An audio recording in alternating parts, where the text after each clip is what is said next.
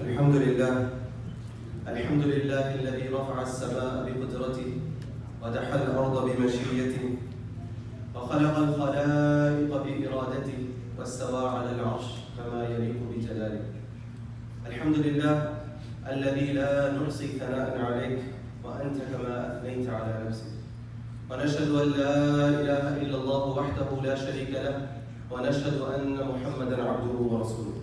وقال الله تعالى: يعلمون ظاهرا من الحياة الدنيا وهم عن الآخرة هم غافلون. أما بعد. My dear brothers and sisters in Islam, we're living in a time where religion is seen as outdated, backward, a relic of the pre-modern past. And some of the statistics that are coming out are just disturbing. According to Washington Post, in Sweden, particularly in European countries, we have a disaster on our hands. According to Washington Post, in Sweden, only 8% of the population attends any religious service. In UK and France, half of the population does not associate with any organized religion. Across universities and campuses, we're seeing a steep rise in atheism and agnosticism. Now, I don't want to depress you guys, but I do want to ask you, how did this happen? How did we get here? That this atheistic, materialistic, secularistic thought has become the dominant worldview?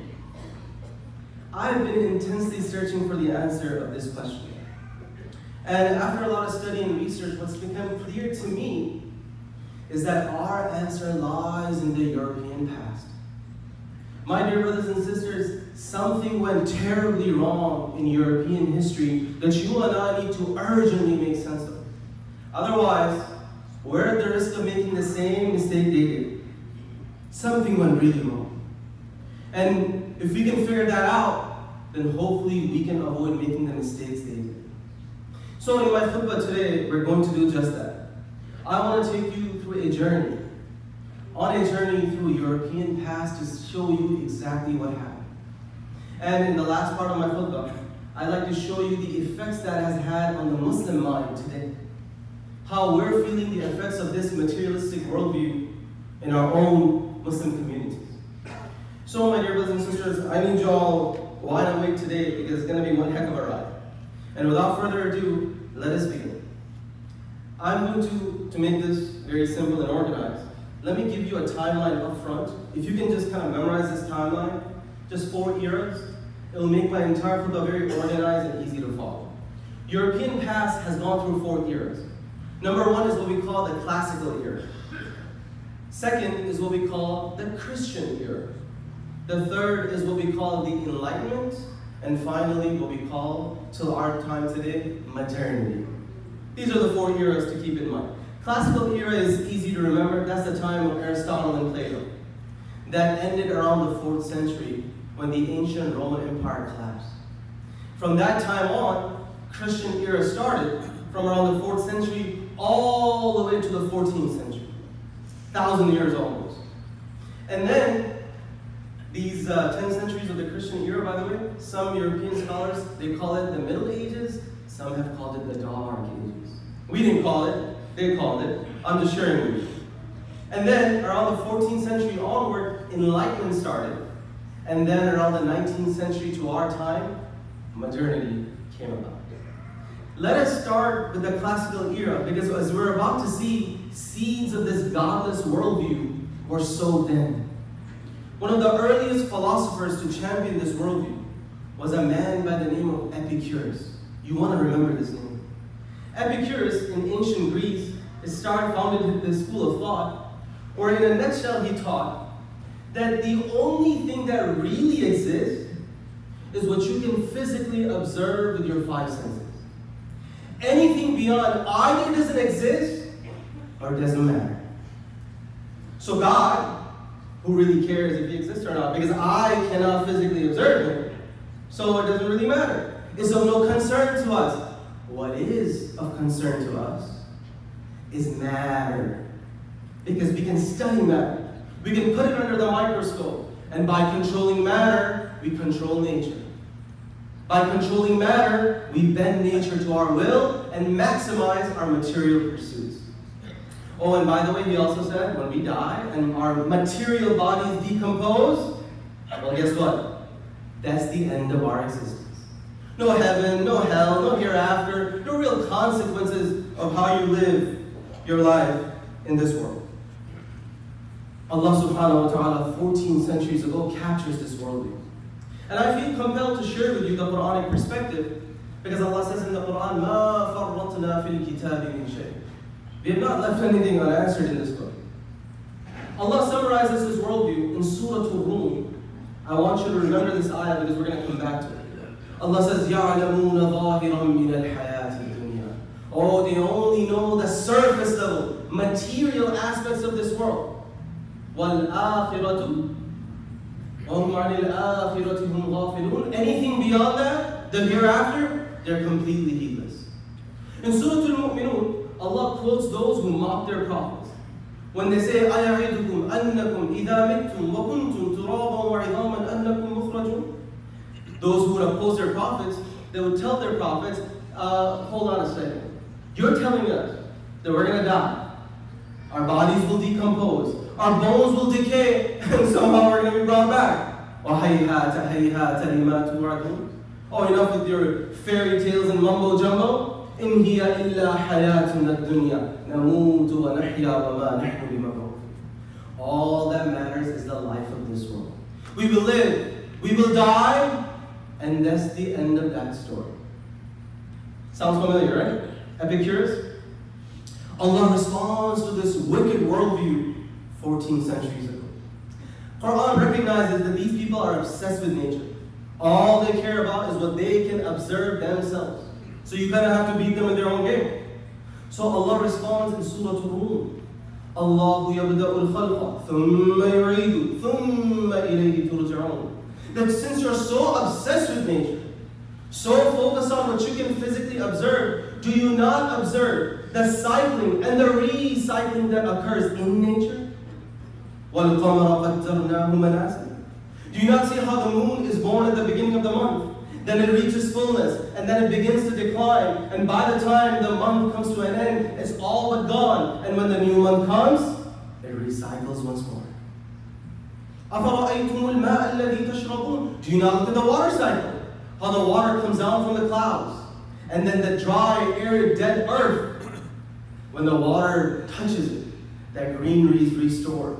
Pasture is replenished. And then what happens? Water settles down, begins to evaporate once more, disappears. The earth once again is dry, arid, and dead. And then once again the water evaporates to the clouds, comes down, and the earth is revived once more. أَفَرَأَيْتُمْ مَا تَحْرُثُونَ. Allah says, do you not look at the trees and the cultivation around you? That how in spring everything begins to blossom, and then in summer it reaches its peak, and then in autumn it begins to decline, and by the time winter comes around, those of us who have lived in Milwaukee, we have seen those leafless, lifeless trees standing in front of you, looking like skeletons. And then when spring comes, it recycles once more. And then Allah says, كَذَلِكَ نُخْرِجُ الْمَوْتَى لَعَلَّكُمْ تَذَكَّرُونَ. Allah drops a hand, subhanahu wa ta'ala, that this is exactly how you will be recycled back to life. Oh, it's already happening all around you. Just gotta open your eyes. Another way Quran addresses this belief system, this soulless, materialistic belief system, Allah poses a question for us to reflect on. He says, أَفَعَيِينَا بِالْخَلْقِ الْأَوَّلِ. What do you think is more difficult to do? To create something for the very first time, when it did not even previously exist, out of nothingness. Is that more difficult to do, or to recreate something and reassemble something that already exists? I like to give the example of the iPhone. What do you guys think is a more incredible event in human history? When the iPhone was made for the very first time, invented for the very first time, when no such thing existed before. Is that a bigger deal? Or the fact that now we're reproducing 40 million iPhones a year? What's going to go down in the Hall of Fame? When it was invented for the very first time. Allah is saying, I created you out of nothingness. هل أتى على الإنسان لم يكن شيئا مذكورا. You weren't even a thing that was known. Then أأنتم أشد خلقا أم السماء بناها. Are you more difficult of a creation than supernovas and the clusters and the galaxies? بلى قادرين على أن نسوي بنانا. Oh, we won't just recreate you. We will recreate you down to your fingerprint that is unique only to you. And now modern science has told us that every human being has a unmatchable fingerprint. So much more can be mentioned about the Quranic perspective, but we have a timeline to cover. What happened, my dear brothers and sisters, around the 4th century, when the Roman Empire collapsed, now Epicurus and his materialistic teachings, they kind of went out of fashion. They kind of went underground. Why? Because now Christianity is on the scene. And now, my dear brothers and sisters, things go to the other extreme. Now anything material, anything worldly is seen as evil and negative. In fact, human bodily existence on earth began with the original sin, where now flesh is evil, spirit is good. So this tension between the spiritual and the material was created. And now, because they had such a negative view of this worldly life, obviously they're not so excited about exploring this natural world, are they? So their scientific curiosity was dull, critical thinking shunned, philosophy abandoned. And in fact, some of the records tell us that even studying grammar was seen as a threat. And now, my dear brothers and sisters, if you're not going to scientifically understand this world, if you're not going to physically explain how this world works, then guess what? You're going to explain it through supernatural, superstitious means. And that's why when you study medieval encyclopedias, guess what they're filled with? Apocalyptic tales and their miraculous, mythical stories of their saints and exorcism and all that kind of stuff. And you know what's really shocking when I came across this? The Christian era, the 10th centuries, you know why they're called the Dark Ages? One of the first scholars to call them the Dark Ages was Francesco Petrarch of the 14th century, a medieval European scholar. He called it the Dark Ages. Why? Because he said these are the Dark Ages because of the lack of records and manuscripts we have from that age, from those 10th centuries. We have very little literary production from those 10th centuries. We have no idea what was going on. So little production. As if the inhabitants of those 10 centuries were in this mystical haze. And what made things so toxic is that church and state were fused together, competing for political power, tax revenues, policy control. So the house of cards was eventually going to collapse. And around the 14th century, Europe began to move out of the Christian era into the Enlightenment. What pushed and thrusted Europe out of Christianity into Enlightenment? Well, a couple of interesting things happened. Around the 14th century, Italian scholars, they began to rediscover the works of Greek and Roman philosophers from the classical era. You guys remember the classical era? How were they able to do that? Well, Muslim Spain collapsed, so the libraries of Cordoba and Granada are now at their disposal. So they're rediscovering the manuscript, translating them, and publishing them. And the valuable manuscripts that were abandoned for centuries in Christian monasteries, now they're being rediscovered. For centuries, they were just collecting dust. And the only thing they were being used for is when the monks needed to make amulets, they would rip those manuscripts, make amulets out of them for women and children. That was what was happening. And around that time, printing press was invented in the 15th century. Now, European literacy goes through the roof. Now, all these new works that are being published, they're available for the public to read. And another colossal event happened around that time, which basically shook Europe to its core. Protestant Reformation of the 15th century exposed the corruption of the Catholic Church and the abuse of power that was happening in there. And my dear brothers and sisters, the nail on the coffin, around the 16th century and the 17th centuries, religious wars broke out in Europe. Now, religious people are at each other's throats. Protestants are fighting the Catholics, Catholics are fighting the Calvinists. And there's a 30-year war, there's an 80-year war, there's a bloodbath in France. Estimated 3 million to 10 million people were killed in these religious wars. My dear brothers and sisters, Allah warns us about this behavior in the Quran. That when religious people fight, You know what happens to the generation afterward? وَإِنَّ الَّذِينَ أُورِثُوا الْكِتَابَ مِنْ بَعْدِهِمْ لَفِي شَكٍّ مِّنْهُ. That when religious people are fighting, they are at each other's throats. Those who inherit the religion after them are in a crisis of faith. So as we're fighting our moon wars and our meat battles, our youth don't care. They're so disconnected from this. And when they inherit the religion, they're not interested. And that's exactly what happened in Europe. When the dust settled, and when these religious wars were over, the next European generation wanted to have nothing to do with these religious debates and the religious polemics. They wanted a new way forward. Europe was torn by war at that point. They needed something new. They were tired of the status quo. So they began to seek and forge a new way forward. And where better to turn than their own Greek and Roman roots?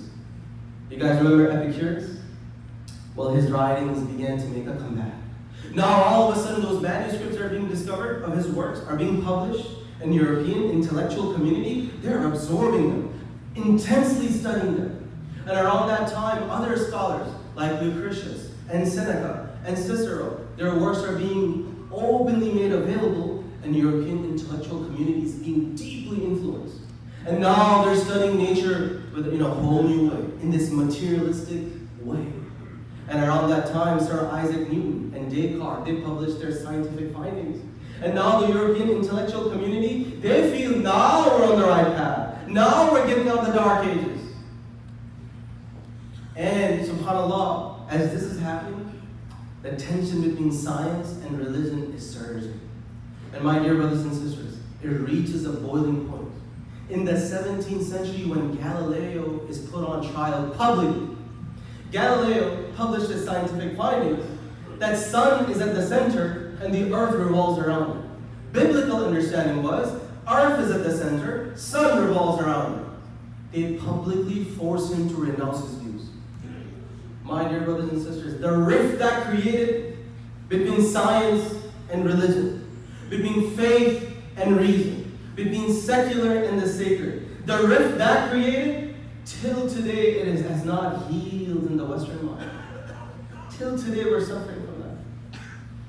And my dear brothers and sisters, what sealed the deal and made this materialistic, atheistic worldview a dominant ideology in Europe was the work of three men. I apologize for giving you more facts and figures, but you have to at least know these three names. These are the leading architects of this soulless, atheistic worldview. Three men, with their writings and teaching, made sure materialism took ultimate roots. Three men. Baruch Spinoza, Netherlands, 17th century. Baron Dahlbach, Germany, 17th century. And the leader of the pack, the philosopher from UK, David Hume. These three men made sure that materialism, secularism won the day. They, in a summary, argued. They said, we've been obsessed with God for so long. What has that gotten us? Warfare? Disunity? Superstition? Instead of focusing on that, why don't we focus on something a little bit more material? The next grandest thing that we know, the universe. After all, ever since we have begun to focus on the universe, look at the progress we've been able to make.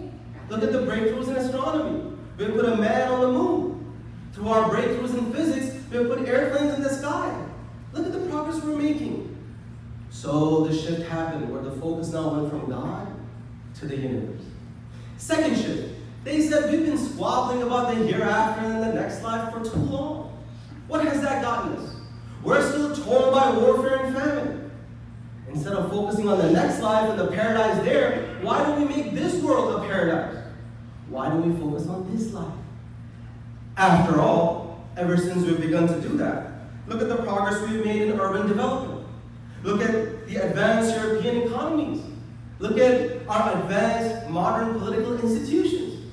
Look at the breakthroughs we've made in engineering, the technological advances in computers and cell phones. So the second shift occurred. Focus from God went to the universe. Focus from hereafter went to this life. And then the final shift. They said we have been fighting each other about this soul thing for too long? Has anyone ever seen a soul? Does it show up on an x-ray? Why are we squabbling over that? Why don't we focus on something a little bit more material? This body. After all, ever since we've begun to do that, look at the progress we've made in biology and medicine. Look at our advanced healthcare systems. Let's focus on that. Those are the three shifts that happen, and ultimately, this ideology won the day. My dear brothers and sisters, by the end of the 17th century, knowledge was secularized. By the end of the 18th century, politics were secularized with French and American Revolution. By the end of the 19th century, culture was secularized, where people used to find beautiful and the sublime in the church and the religious. Now they were finding it in concert halls and theaters and museums. And by the end of the 20th century, with a bleeding heart I tell you this, morality itself was secularized. Where once upon a time, sanctity of life and marriage was taken for granted. That no longer was the case anymore after the 20th century. There is a reason why that conversation on marijuana went so fast. Because once you take God and religion out of the picture, there is no set definition of right and wrong anymore. Every society, every generation gets to set their own definitions. Everything is relative now. So there is a reason why. There's a reason why nudity has increased on the TV screen generation after generation. Right now, in 8 European countries, prostitution is perfectly legal. 8 European countries. And wallahi, I feel awkward even mentioning this from the pulpit. But recently, just recently, an article came out that in Switzerland, government is now sponsoring, protecting these garages where anyone can go and request these filthy services, all under the sanction of the law. And now if you're following the news, recently, there was a tennis match, and when the match was over, one of the male athletes took his shirt off. So that started a controversy that if a man can do it, why can't a woman? Nasallallahu alayhi. These are the times we're living in, and we have to elevate our level of thinking, my dear brothers and sisters. I ask Allah subhanahu wa ta'ala to protect our iman. I ask Allah subhanahu wa ta'ala to make us people of faith. Barakallahu li wa lakum fil Qur'an al-Majid wa nafa'ani wa iyyakum bil ayat wa dhikr. Alhamdulillah, wassalatu wassalamu ala rasulillah wa ala ahlihi wa sahbihi wa man tabi'ahum bi ihsanin ila yawm. Well, I think we've spent enough time on European history. In the last few minutes that I have with you, I want to show you the impact this worldview, this ideology has had on us, the Muslims. When the European powers began to colonize the Muslim land, they weren't just coming after your land, they were coming after your minds. And when this godless, soulless ideology seeped into the Muslim world, it had a devastating impact. As I end my khutbah, I want to share with you 3 ways that it deeply impacted us. When these ideas were introduced into the Muslim world, the first impact it had was that we became insecure about our own tradition. We became suspicious of our own heritage. We became mistrustful, profoundly mistrustful of our own scholarship.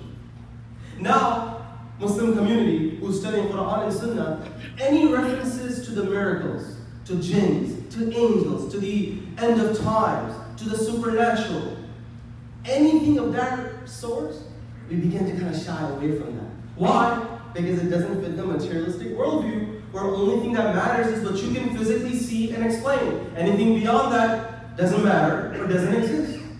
So in the 19th century, Sir Sayyid Ahmed Khan in India, he read Quran and Sunnah. He was influenced by these ideas. You know what he concluded? He said any reference in Quran and Sunnah to jinns is actually referring to a Semitic tribe. It didn't matter that no one before him ever held that opinion. And then Abu Raya, a scholar in Egypt, he studied Quran and Sunnah, and you know what he concluded? He said Sunnah is a later invention and a later concoction. Why? Well, hadith are too difficult to explain in the light of science and materialism. So hadith, he threw shade on the entire legacy of hadith because it didn't fit this worldview. and even Muslim intellectuals today, we're so quick to discredit a hadith because it doesn't fit some flaky scientific theory. Well, my dear brothers and sisters, science, by nature, is supposed to give you probable knowledge, not certain and absolute knowledge. I'm not saying that. Some of the greatest minds in the Enlightenment, like Immanuel Kant, and David Hume himself, and Pierre Bayle, you know what they told us? What they wrote in their writings? That science is based on limited sets of observations and data points. So the conclusions you draw are probable and limited in nature. So then why are we in such a rush to trump revelation for some half-baked scientific theory? We gotta stop being such intellectual pushovers. We have to have intellectual resiliency. And let's not forget, during the times of Enlightenment, you know how philosophers of Enlightenment, they call the entire 10 centuries of Christianity as dark ages? You guys remember that? In the same way, Muslim liberals of today, they look at the entire 1400 years of scholarship and they consider them steeped in incompetence, darkness, stupidity. They are the ones now, these rational Muslims, they are the ones who are going to usher Islam out in this new age of reason and rationality. That was the first impact. We became insecure about our own tradition. The second impact it had on the Muslims is that in the mind of the Muslims, secular sciences became prestigious, religious sciences became insignificant. Now the brightest minds in the Muslim world are studying law and medicine and engineering. And anyone who's not good at anything else, let's send him to do Sharia. My own parents, when they put me in hifz school, when we were done graduating, you know what they told me? They said, Beta, when we were putting you in Quran school, we got so much heat from our own family. Where they came to us and said, why are you putting him in Quran school? That's only for kids who are slow, who are not expected to have much of a future. That's when you tell them to go become shaykh. Your kids have a bright future ahead. Give them real education. Why are you wasting their life away? And if this seems far-fetched to you, I'm at Qalam Institute now, studying Islamic education, an Alamiyya degree. Last summer, my dear brothers and sisters, one of our brothers, who is now pursuing a full-time degree, he was engaged, and he was supposed to go to medical school. Well, he decided that he wants to first complete his Islamic education and then continue his medical school. His fiancée broke up with him. Yeah. And because of this, Islamic scholars have always been target of jokes. You know, during Enlightenment, you know what they used to call Christian clerics? They used to call them fools, gluttons, and obese. When I say mullah and Molvi, what comes to mind? Oh, they did a fine job of colonizing our mind. So my dear brothers and sisters, we have to be aware of the impact that it's had on us if we're going to kind of move ahead. And my dear brothers and sisters, the last and perhaps the most devastating impact this had on the Muslims is that in the mind of the Muslim, sacred and the secular became at odds with each other. Now there's a tension between science and religion. The genius of Islam was that it created harmony between the two. That it asked us to balance the material and the spiritual, not sacrifice one for the other. One of the greatest converts in Islamic history is Muhammad Asad in the 1950s, a Jewish convert to Islam. He wrote in his book, Road to Makkah, that the reason he accepted Islam is because of the balance he found in Islam between the sacred and the secular does not exist in any other religion. So we Muslims, when we were told not to get too attached to money, we were also told earning money for your family and spending it on your family is as if you're spending money in the path of Allah. We Muslims, when we were told to guard our chastity and modesty, we were also told, وَفِي بُضْعِ أَحَدِكُمْ صَدَقَةٌ, that you being intimate with your spouse is something Allah rewards you for. Sahaba were shocked when they heard this. They said, Ya Rasulullah, أَيَأْتِي أَحَدُنَا شَهْوَتَهُ وَيَكُونُ لَهُ فِيهَا أَجْرٌ, that a person satisfies his desire and he's rewarded for that?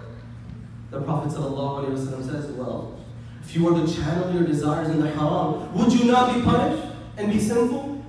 Well then when you do it the right way, in a halal way, Allah rewards you for that. Look at the balance and harmony here. You and I, when we were told Allah has rights over you, we were also told your bodies have rights over you. Your family has rights over you. And subhanAllah, one of the most powerful things that Quran tells us. Allah says, Ar-Rahman, Allama al-Quran. The most merciful. He taught you the Quran. And all the religious sciences and Sharia. You know what else Quran tells you? وَلَا يَأْبَ كَاتِبٌ أَن يَكْتُبَ كَمَا عَلَّمَهُ اللَّهُ فَلْيَكْتُبْ. Instructing the community of Medina, where there weren't a lot of people who knew how to read and write. There weren't a lot of people who knew about business contracts. Allah instructs them, and He makes it their civic duty to help those who don't know much about reading and writing, who don't know much about business contracts. And then Allah says, this knowledge you have of reading and writing, business contracts, accounting, financial services, counseling, where does that knowledge come from? Kama allamahu Allah. Allah taught you that too. So, pursuing Sharia wasn't the only way to get closer to Allah. A physician, an engineer, a dentist, a nurse, in their own way, were getting close to Allah, on the path of getting close to their Creator. This is who we were. Ummatun wasatan linnas. A well-balanced ummah.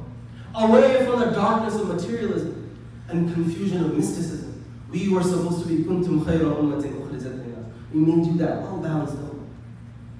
My dear brothers and sisters, this is what we have to reclaim. And I end my khutbah with one reminder and one dua. I asked you at the beginning of the khutbah to remember an ayah in Surah Al-Rum, where Allah says, يَعْلَمُونَ ظَاهِرًا مِنَ الْحَيَاةِ الدُّنْيَا. That they only know the surface level, material aspects of this world. And when it comes to anything beyond, they don't care. I said this was in Surah Al-Rum. You know what Rum means? The Romans. Modern day Europeans. We have a chapter in the Quran dedicated to the Europeans. And very early on in the surah, Allah tells you, Allah gives you this verse to tell you perhaps this is the worldview they will eventually come to hold. And you and I have to seriously study this surah if we are going to immunize ourselves, protect our future generations. And I end my khutbah with a beautiful dua that is near and dear to my heart, a dua that our Prophet ﷺ taught us. Allahumma arina al-haqqa haqqan warzuqna ittiba'ah. Ya Allah, show me truth as truth and give me the strength to follow it. Wa arina al-batila batilan warzuqna ijtinabah. Ya Allah, allow me to see falsehood as falsehood, devoid of confusion and bias and prejudice and foreign influences. Allow me to see falsehood as falsehood and give me the strength to stay away from it. I ask Allah subhanahu wa ta'ala to make us people of Iman. I ask Allah subhanahu wa ta'ala to ground us in our faith. And I ask Allah subhanahu wa ta'ala to protect us and our generations. إن الله يأمر بالعدل والإحسان وإيتاء ذي القربى وينهى عن الفحشاء والمنكر والبغي يعظكم لعلكم تذكرون وأقيموا الصلاة